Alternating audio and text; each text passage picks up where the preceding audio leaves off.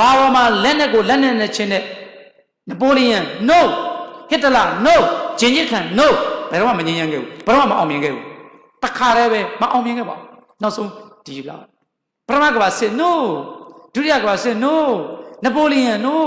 ဂျင်ဂျစ်ခန်ကမ္ဘာကြီးသိမ်းခဲ့ပါတယ်မရပါဘူးမြင်းပေါ်ကနေကမ္ဘာတစ်ချမ်းကိုသိမ်းခဲ့မရပါဘူးဟစ်တလာ no မရပါဘူးစစ်ပွဲကြီးတွေနောက်ဆုံး